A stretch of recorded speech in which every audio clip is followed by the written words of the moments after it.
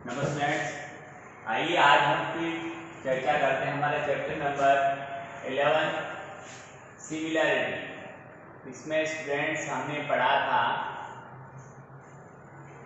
कि दो ट्रायंगल के सिमिलर होने के क्या क्या प्रतिबंध होते हैं, कौन कौन से गुणधर्म होते हैं। एक बार फिर से मैं आपको लिखकर बता रहा हूँ कि समरूपता के गुणधर्म क्या क्या है।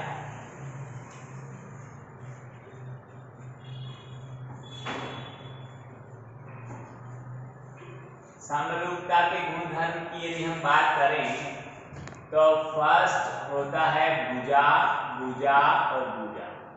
जब किन्हीं दो त्रिभुजों की तीनों संगत भुजाओं का अनुपात बराबर बराबर होता है तो वे दोनों त्रिभुज एस एस एस समरूपता गुणधर्म से समरूप होते हैं। दूसरे की बात करें तो उसमें आएगा एस ए एस।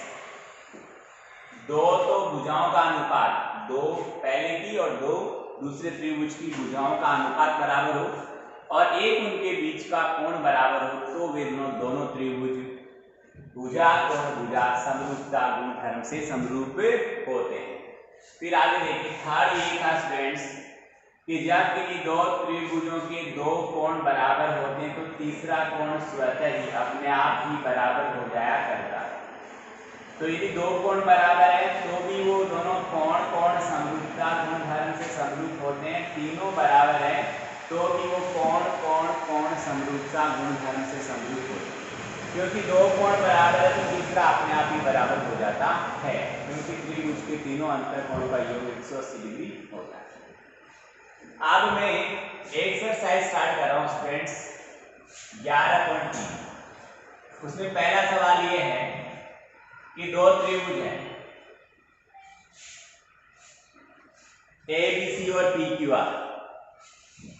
त्रिभुज ए बी सी और त्रिभुज पी क्यू आर, उनमें दो दो भुजाओं का अनुपात हमें दिया हुआ है। एक तो ए बी बटा पी क्यू, बी सी बटा क्यू आर। ए बी बटा पी क्यू और बी सी बटे क्यू आर। दो दो भुजाएं समानुपाती है ऐसा हमें दिया गया है। ए बी बटा पी क्यू और बी सी बटा क्यू आर हमें दिया हुआ है। अब स्टूडेंट्स यहां देखना क्या है कि यदि मैं इसको ऐसा लिख दूं कि ए बी बटा बी सी और बराबर क्यू क्यू बटे क्यू आर, तो यहां देखो ए बी और बी सी, ये रही ए बी ये रही बी सी, तो कोण इनके बीच का होना चाहिए। और ये रहा पी क्यू ये रहा क्यू आर, तो कोण इसके बीच का होना चाहिए। सवाल पूछ रहा है कि ए बी बटा पी क्यू बी सी बटा क्यू आर दिया हुआ है, तो बताइए कौन सा कोण बराबर होने पर दोनों त्रिभुज समरूप हो सकते हैं। तो आप कहेंगे स्टूडेंट्स कि कोण बी बराबर कोण क्यू। आगे लिखेंगे सवाल की प्रतिबद्धता के अनुसार कोण बी बराबर कोण क्यू होने पर त्रिभुज ए बी सी समरूप सिमिलर हो सकता है त्रिभुज पी क्यू आर। तो देखिए स्टूडेंट्स ये सवाल था हमारा फर्स्ट। सेकंड की यदि हम बात करें तो सेकंड में हमें गिवन है त्रिभुज ए बी सी व त्रिभुज डी ई एफ में ए बराबर डी है, बी बराबर एफ है, दो दो कोण बराबर हैं। तो पूछ रहा है क्या A B C D E F के समरूप है क्या, अपने उत्तर को कारण सहित बताइए। तो आप कह देंगे हाँ जी। पहले लिख देना कि दिया गया है कि त्रिभुज ए बी सी व त्रिभुज डी ई एफ में कोण ए बराबर कोण डी और कोण बी बराबर कोण एफ। तो यहां पर देखना आपको पहले लिखना है, मैं यहां पर बोर्ड पे करके बताता हूं आपको।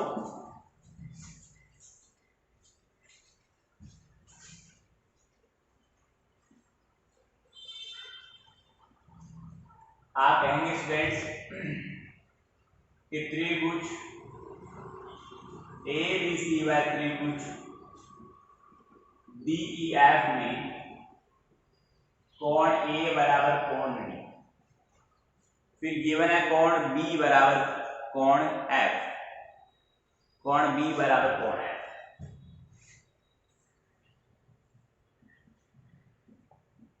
ठीक है। अब मैं एक बार यहाँ पर डायग्राम के अकॉर्डिंग नाम लिखता हूं, ABC और DEF। ए वाला कोण D के बराबर है, B वाला कोण F के बराबर। देखो कोई से भी दो कोण बराबर होने पर वे दोनों त्रिभुज समरूप हो जाते हैं। बट सुनिएगा, नाम क्या होगा? यदि इसका नाम ABC है तो उसका नाम DFE होना पड़ेगा। कारण सुनिए, संगत कोण बराबर होने चाहिए। A D के बराबर है तो इसका नाम पहले A से शुरू हुआ तो इसका D से शुरू होना चाहिए। फिर इसका नाम B आया तो B किसके बराबर है? F, तो इसका दूसरा लेटर F आना चाहिए। यदि यहां पर ऐसा लिखा गया है कि त्रिभुज ABC समरूप है त्रिभुज DEF, तब ये राइट नहीं है, तभी दोनों संगत कोण बराबर होने चाहिए। ABC है और यदि DEF उसके सिमिलर है तो AD के बराबर होना चाहिए, BE के बराबर होना चाहिए, CF के बराबर होना चाहिए। पर यहां दिया गया DF के बराबर तो उसका नाम आएगा DFE। तो आप कारण से उत्तर लिख देना यहां पर, ये बताना उसको कि दोनों त्रिभुज समरूप होते कब? जब B बराबर E होता। समझ में आ गई मेरी बात? जब B बराबर E होता तो समरूप होते। B बराबर F है, अतः त्रिभुज ABC DEF के समरूप नहीं है। समझा दिया मैंने रीजन आपको? आगे देखिए, थर्ड कह रहा है कि दो त्रिभुज ABC समरूप है FDE के, तो क्या AB अपॉन DE? यहां पर भी वही देखो, जब दो त्रिभुज समरूप है तो उनके संगत कोण बराबर होते हैं, संगत भुजाओं का अनुपात बराबर होता है। यहां हमें कहा गया है कि त्रिभुज ABC, थर्ड नंबर का डाउट चल रहा है स्टूडेंट्स, ABC सिमिलर है ट्रायंगल FDE के, ट्रायंगल FD और E। तो आप देखेंगे कि AB बटा FD होना चाहिए, AC बटा FE, मैं समझा रहा हूं, लिखना आपको, AB बटा FD होना चाहिए, AC बटा FE होना चाहिए और BC बटा DE होना चाहिए। यदि ऐसा लिखा गया है तो सही है, वरना गलत है। देखते हैं बुक में क्या दिया है। बुक में हमें दिया है AB बटा DE। देखो AB बटे DE, और इस सिमिलरिटी के अकॉर्डिंग AB बटे क्या होना चाहिए? FD होना चाहिए। दूसरा और चेक करो, देखो दूसरा गिवन है हमें BC बटे EF, BC बटे DE आना चाहिए, EF लिखा है। यहीं पर रोंग हो गया, यहीं फर्स्ट में रोंग हो गया था, मैंने आपको बता दिया AB बटा FD होना चाहिए। जिस क्रम में त्रिभुज का नाम है उसी क्रम में संगत भुजाएं समानुपाती होनी चाहिए। आगे देखो, यदि किसी त्रिभुज की दो भुजाएं और एक कोण दूसरे त्रिभुज की दो भुजाओं और एक कोण के क्रमशः समानुपाती व बराबर हैं, भुजाएं तो समानुपाती है, कोण बराबर हैं, तो दोनों त्रिभुज समरूप होते हैं। क्या ये कथन सत्य है? कारण से बताए। हाँ जी, जब किसी दो त्रिभुज की दो भुजाओं का अनुपात बराबर हो और उसके मध्य का कोण, यहाँ पर वर्ड एक नहीं लिखा, यहाँ पर ये लिखा कि त्रिभुज की दो भुजाओं का अनुपात बराबर है और एक कोण बराबर है, तो एक कोण कोई सा भी हो सकता है। यहाँ पर एक्चुअल में ये लिखा जाना चाहिए कि जब किसी एक त्रिभुज की दो भुजाएं किसी दूसरे त्रिभुज की दो भुजाओं के समानुपाती तथा पहले त्रिभुज की भुजाओं का मध्य वाला कोण दूसरे के मध्य के बराबर हो, तब समरूप होते हैं, तब SAS लिखा। समझिए इधर, यहाँ पर यदि आपको कहा जाए कि AB, यहाँ देखिए, यदि AB बटा DE कहा जाए और AC बटा DF कहा जाए, तो अभी मैंने आपको बताया AB बटा DE और AC बटा DF है, तो इस AC को इधर ले आओ, इसको ऊपर ले लो, इसे एकांतरानुपात कहते हैं। एकांतर अनुपात इसको बोलते हैं स्टूडेंट्स, ध्यान रखें। एकांतर अनुपात लगाया जाए तो ये AB बटा AC हो जाएगा और उधर DE बटा DF हो जाएगा। तो AB बटा AC, AB बटा AC में कोण कौन सा है, A वाला है, और DE और DF में कोण D वाला है। तो यदि इन दो भुजाओं का अनुपात इन दोनों के बराबर है तो इन दोनों के बीच वाला कोण इन दोनों के बीच वाले कोण के बराबर होने पर ही दोनों त्रिभुज समरूप हो सकते हैं। और नियम लगेगा भुजा कोण भुजा भुजा कोण।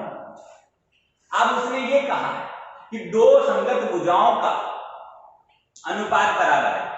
दो संगत वर्ड भी इसने नहीं जोड़ा है, इसने कहा है कि त्रिभुज की दो भुजाएं और एक कोण, दूसरे त्रिभुज की दो भुजाएं और एक कोण, ये क्रमशः समानुपाती है, बराबर है यहाँ पर। तो यहाँ पर स्टूडेंट्स क्या हुआ कि बीच वाले कोण का जिक्र नहीं किया गया। ये कहता कि एक त्रिभुज की दो भुजाएं और उनके मध्य का कोण किसी दूसरे त्रिभुज की संगत दो भुजाओं और उनके मध्य के कोण के समानुपाती और बराबर है, तब हम कहते हैं हाँ जी 100% ये सही है कि दोनों त्रिभुज एस नियम के अनुसार समरूप है। पर ये कथन गलत है, कारण मैंने आपको अच्छी तरह एक्सप्लेन कर दिया। फिफ्थ का यही, समान कोणिक त्रिभुज से क्या तात्पर्य है? ऐसे त्रिभुज जिनके कोण समान होते हैं उन्हें समान कोणिक त्रिभुज कहते हैं। इन्हें परस्पर क्या संबंध होता है? ये परस्पर समरूप होते हैं। समझ में आ गई? यानी दो त्रिभुजों के संगत कोण बराबर हो तो वे त्रिभुज समान कोणिक त्रिभुज कहलाते हैं, और समान कोणिक त्रिभुज जो होते हैं वो परस्पर समरूप होते हैं। ये हो गया 6 का आंसर। समझ में आ गया होगा? समान कोणिक जिनके कोण बराबर होते हैं, जब दो त्रिभुजों के कोण बराबर हो तो समान कोणिक त्रिभुज कहलाते हैं, और समान कोणिक त्रिभुज परस्पर समरूप होते हैं। आगे बढ़ी सवाल संख्या 6 की बात करें। निम्न दिए गए त्रिभुजों की आकृतियों में से समरूप त्रिभुज युग्म का चयन कीजिए। ये काम आपको करना है। यहाँ पर बहुत सारे चित्र, यानी यहाँ पर त्रिभुजों के पेयर दे रखे हैं, दोनों में देखने कौन सा नियम लगेगा। 3 नियम मैंने आपको समरूपता के बताए, S S S, S A S और ए ए या ए ए। इन तीनों में से कौन सा लगता है? आपको जो सवाल समझ में नहीं आए तो आप मुझे कॉल करिएगा, अन्यथा आप इसका आंसर खोज कर लिखेंगे। सवाल संख्या 7 की बात करते हैं। अच्छा सवाल है, एग्जाम के लायक सवाल जरा देखिए।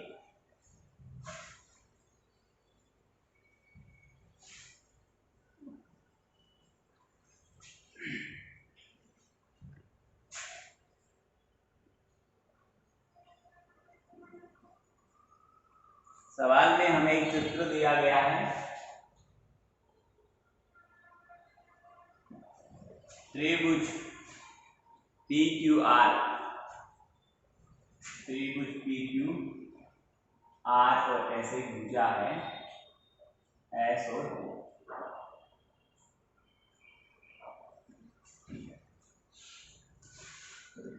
हमें कहा गया है कि PQR समरूप है TRC। PQR समरूप है TRS हो तो बताइए इससे समरूप त्रिभुज युग्म में कौन कौन से कोण परस्पर समान होने चाहिए।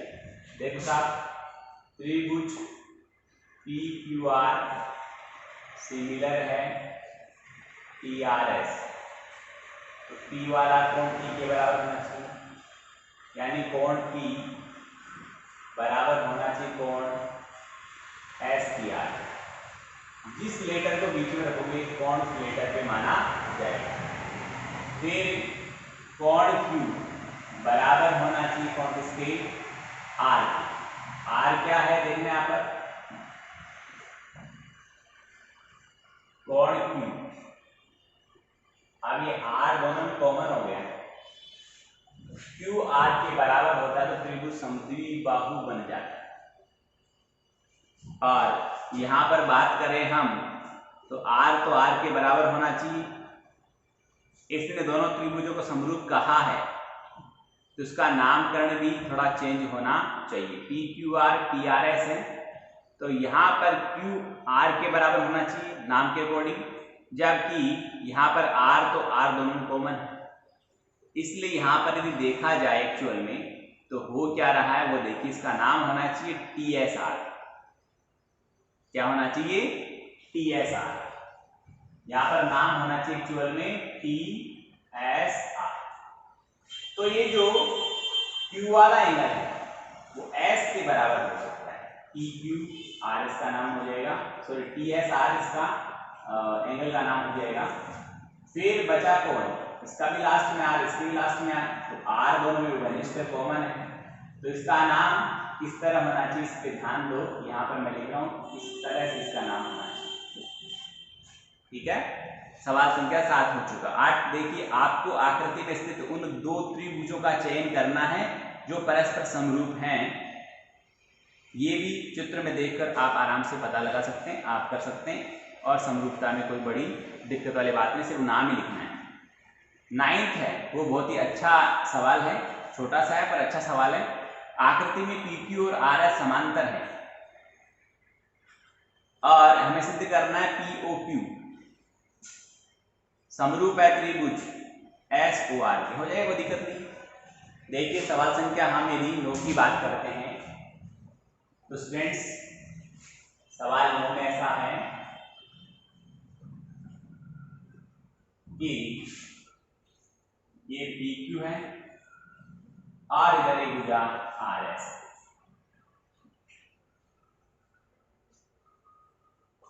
O पर प्रतिच्छेद करती है, ये दोनों परस्पर समांतर हैं।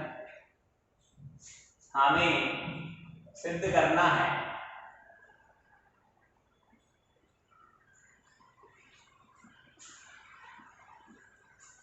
कि त्रिभुज PQR सॉरी POR भी नहीं, POQ है, वो समरूप है त्रिभुज SOR। एक बार फिर से देखिए क्या पूछा, POQ सही है, POQ और समरूप है SOR। आइए स्टूडेंट्स, हम जब इसके उपपत्ति के पद लिखेंगे, सिद्ध करना है, यानी प्रूफ जो बोलते हैं उन्हें उपपत्ति कहा जाता है। और प्रूफ ये रहेगा कि त्रिभुज, पहले जिन त्रिभुजों को समरूप करना है उनके नाम इस तरह मैं जैसे लिख रहा हूं वैसे लिखे जाते हैं, में तुलना करने पर आप कहेंगे कि PQ समांतर RS। कहां से आया, यहां कारण लिखिए कि दिया गया है। आता है समांतर रेखाओं पर एकांतर सन्निकट दो सारे कोण बनते हैं। मैं बात करता हूं कोण QPO बराबर है कोण RSO, और यहां लिख दो आप कि एकांतर कोण, ठीक है। और दूसरा कोण लिख दो आप POQ बराबर है कोण SOR, ये दोनों शीर्षाभिमुख कोण, कैसे कोण है, शीर्षाभिमुख कोण है। अतः स्टूडेंट्स देखिए कि यहां कोण कोण समरूपता गुणधर्म से, कोण कोण समरूपता गुणधर्म से त्रिभुज POQ समरूप है त्रिभुज SOR। ये हुआ सवाल संख्या 9। आगे सवाल संख्या 10, 11, यहां पर इसमें सवाल संख्या पड़े हमारे पास में 15 तक। तो 15 सवाल तो मुझे बताना है, ये मुझे चित्र पता है, 15 मैं आपको बता दूंगा, पर उसके अलावा बाकी सारे सवाल आप कर सकते हैं। चित्र देखें, समझें, हल करें, कोई डाउट हो तो मुझे कॉल करें। बहुत बहुत धन्यवाद।